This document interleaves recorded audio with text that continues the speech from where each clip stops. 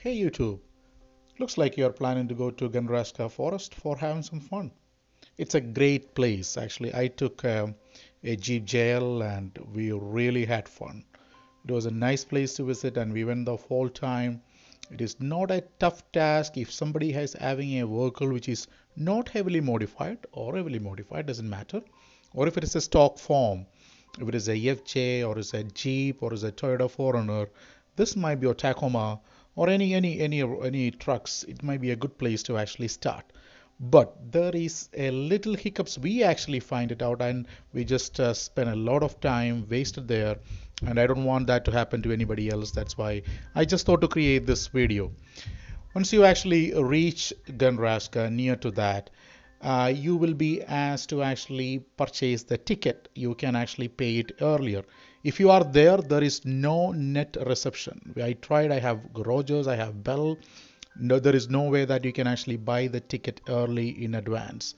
But actually, if you buy the ticket there, I'm just wondering how they will be actually providing the map. Without map, you will be certainly lost. So here is some tips which actually save your day. We lost about 3-4 hours there, so I don't want that to happen to you. And I want it's a great forest, amazing experience. So here with this tips, you will be able to enjoy and make use of your time very well. Okay, so there are two ways actually people can enjoy that forest. One is with ATVs and one is with 4x4 big vehicles. You see that X mark? That's actually the Ganaraska Forest Center. You won't be able to buy tickets there because of COVID. The time of me filming this, there is nobody there. It was completely deserted. Absolutely no employees you could actually find there. So if you're thinking to plan to go there and buy the ticket, forget about it. There is nothing. And there is that X mark there. That is the entrance to Ganaraska Forest from the forest center. If you only have an ATV, that's where the entrance. But if you have a 4x4, that is not the entrance. So you go all the way there to buy the ticket and to enter. No, that is actually you're wasting an hour or 1 hour of your time. Don't do that. The same mistake we did. So this is what you actually have to do. You have to actually buy the ticket from, if you actually print it out, I don't know how well that works too. We got verified once. There is a guy actually asked us, do we have a ticket to entrance ticket, and we actually purchased it, so it was good. So there are people actually purchasing the ticket, and they really need that money to keep up the trails too. So please purchase the tickets. It will be checked for sure at one point, and otherwise you'll be asked to pay $100 there. So this is what you should do.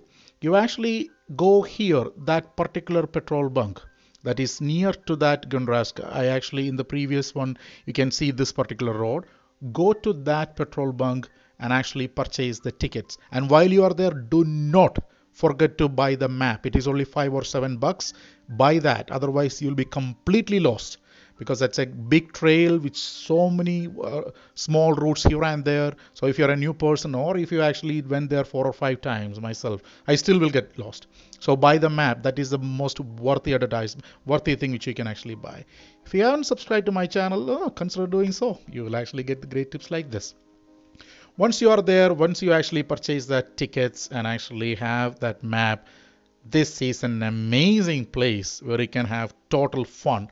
I have seen many people asking us, okay, what type of vehicle I will be actually able to go through this road. So I want to actually give a little bit of my thought as well. Any vehicle with actually good tires, that's technically the thing. You can see the trucks. I seen trucks coming. I seen actually some jeeps. I see many jeeps. And in this road, there are people going very fast. And ATV people come here as well. And this is actually shared by the horse riders too. So you have to be very careful. I took a jeep. So even though I have another vehicle, Toyota FJ Cruiser, I just thought, okay, let me take a Jeep and see how it actually works out there. It is an equally capable vehicle. Like, the FJ will easily do it. Whatever Jeep does, FJ can also do. But I just don't want to kill it. I just want to, it was my first time, so I just thought, okay, let me go in my friend's vehicle. He is anyway going. So that's the reason. So FJ, if you have a FJ owner or a Toyota owner, you will be able to take your vehicle. How about if it is a Forerunner? Because more and more people buying Forerunner. I have a Forerunner too, so this is my Forerunner, and I doubt that this Forerunner will make it because of that bottom step bar. If the step bar is not there, this Forerunner also will do. So if you have a limited Forerunner, yeah, take off your step bar. It should actually easily fit. If you're an SR5, still take the step bar off. That you may get stuck there because of the long vehicle. So FJ is a short vehicle. It will take Forerunner, not really if you have a step bar. Okay. And the ride over there is absolutely nice road. They well kept trails. There is no, I never had to use a 4 low in that trail. Even just 4 by 4 is just fine. Even with a Jeep or a FJ or Toyota 4Runner, you will be able to get past in, might be in two-wheel drive too, except some places. But it is a very beautiful trail, nicely kept. It is shared by ATVs. I have seen, sometimes I a little bit honked. The reason only is that I seen motorbikes coming very fast, some dirt bikes and some ATVs, things like that. And always make sure that you mark in your map which route you are taking. Otherwise, it will be tough for you to maybe come back. So it is good to have a navigator or somebody along with you who is actually watching the map when you are going. So there is the lines goes crisscross. You can go any route. It actually connects to some other route, right? So it is really good. But only thing what you need to make sure is that some routes are very small. It is very narrow. It is only for those second, as you can see, there is a dirt bike bikes and ATVs. If you try to put in a big vehicle there, you will get jammed and it'll be a nightmare to come out. I've seen a video actually, somebody put that in a description or in the YouTube.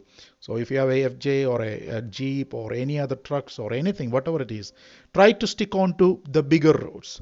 Do not take your chance on taking a small road because it will be wide enough in the entrance, but as you go forward, there is no way that you can actually turn the vehicle and you will be getting stuck there. So keep the straight roads and always keep watch on the motorbikes coming. We have to be really careful. You are in a well protected vehicle, but those people are not. So always take care about that. Here is actually the roads are really, it is so fun. It is a 1 day trip.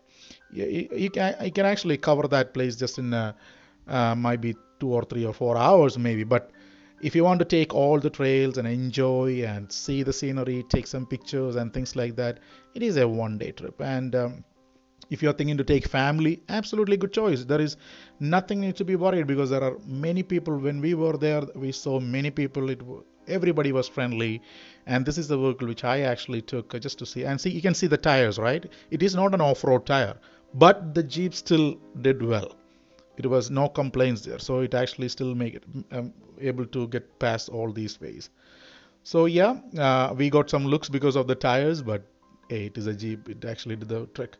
See, as you can see, the horseback people are actually there. Just to be courteous with them and respect the trails and don't destroy it. And you will be having a fun time. If you have any questions, just let me know. Once again, if you haven't subscribed to my channel, please do so. Take care, stay safe. God bless. Bye bye.